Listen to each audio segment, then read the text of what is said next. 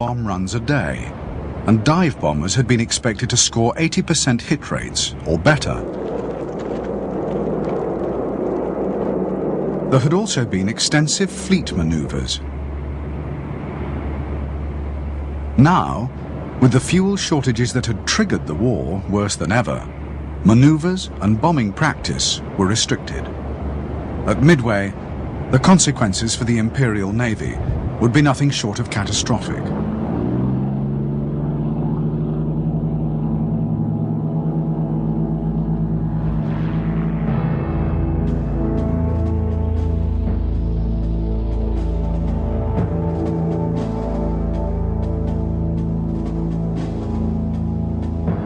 Soon after the attack on Pearl Harbor, it had become clear to senior American naval commanders that although the damage done was severe, it was far from the fatal blow the Japanese had intended.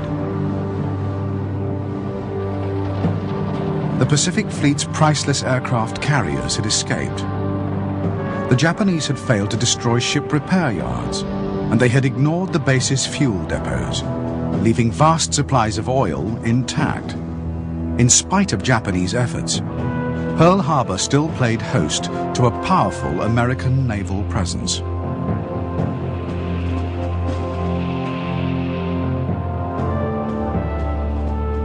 Hawaii was the base for the United States' 3 Pacific Fleet carriers, plus a 4th transferred from the Atlantic Fleet.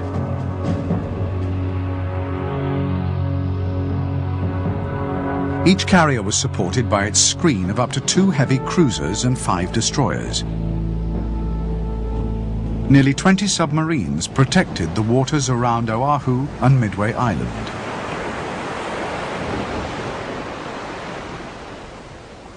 Because Admiral Nimitz was convinced that the overwhelming superiority of the Japanese Navy ruled out anything but a hit-and-run attack, the slow Pacific Fleet battleships would play no part in the coming operation.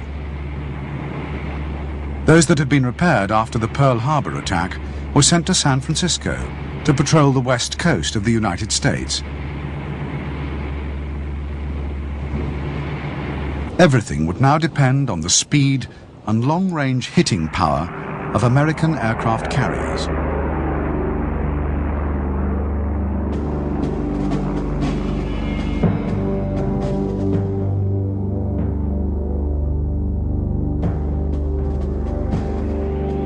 All 3 of the carriers that would take part in the Battle of Midway were of the Yorktown class. Commissioned by October 1941, the ships were Yorktown, Hornet, and Enterprise. Although slightly slower than its Japanese equivalent, the Yorktown class was capable of carrying an extra 20 aircraft. Yorktown carriers were notable for their advanced damage control systems. To minimize the risk of fire, aviation gas fuel lines could be filled with carbon dioxide when an enemy attack was imminent.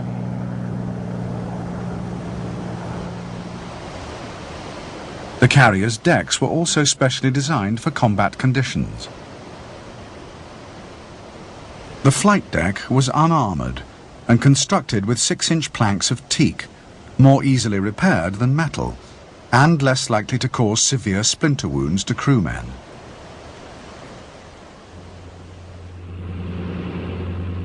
Unlike Japanese carriers, the Yorktowns were all equipped with radar, which could detect aircraft flying up to 30,000 feet and at a range of over 100 miles.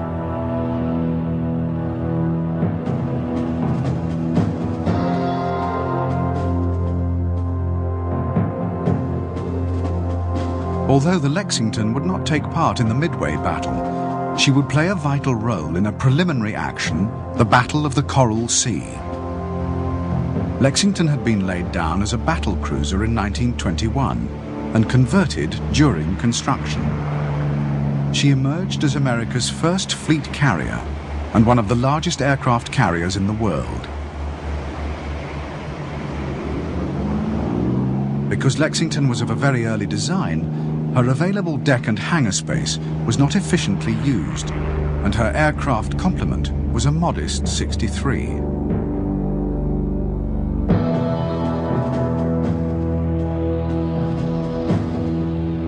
Originally designed as a biplane carrier fighter, the Grumman Wildcat had been replanned on the drawing board as a mid-wing monoplane. The aircraft entered US Navy service in 1939 and was manufactured first by Grumman and later by General Motors.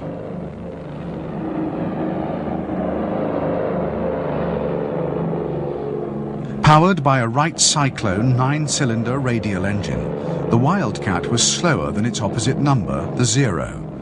However, its maneuverability, heavy 6-gun armament, effective armor and rugged construction meant that Wildcats could often survive battle damage that would spell disaster for any other fighter.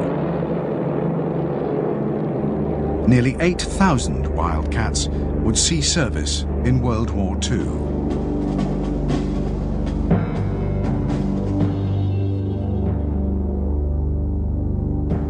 From its introduction in June 1940, the Douglas Dauntless was one of the most important American combat aircraft of the war.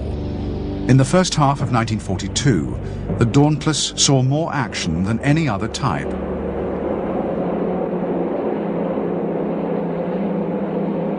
The Dauntless was a dive bomber with heavy armor, a bulletproof windscreen, and self-sealing fuel tanks. It was powered by a 9-cylinder Wright Cyclone radial engine. Because of its great stability in flight, the aircraft was known affectionately to its pilots as the Barge. When it first entered service with the US Navy, the Dauntless was the best carrier-based dive bomber in the world. The aircraft would be responsible for sinking more Japanese shipping than any other Allied weapon, and at Midway would account for all Japanese ship losses.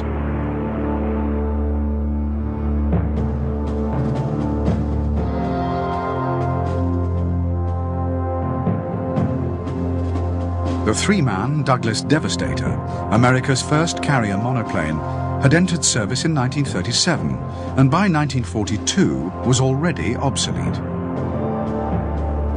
It was slow, lightly armed, and had a poor rate of climb. At Midway, Devastators would suffer appalling losses, and the battle would be the aircraft's last major action of the war.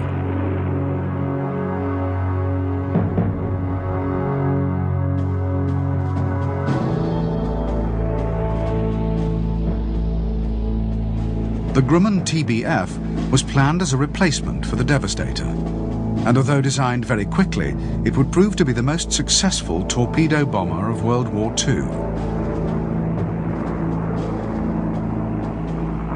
The TBF was a robust and powerful 3-seater aircraft. It was the first American naval warplane to mount a power-operated turret, and the only one to carry its torpedo internally. The TBF entered service early in 1942, but only 6 were available for the Battle of Midway. All were stationed on Midway Island. It would be the TBF's first combat action, and in memory of the men lost during the battle, the aircraft would afterwards be renamed the Avenger.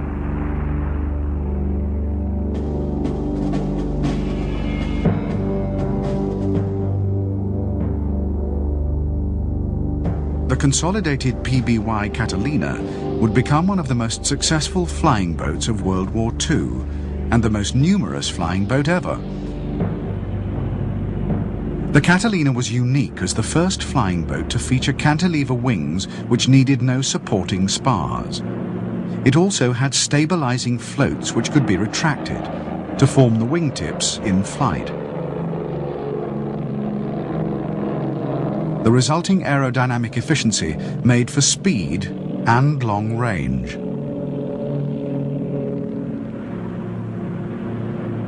After the first 4 marks of PBY flying boat, the aircraft was fitted with retractable tricycle landing gear to give it an amphibious capability.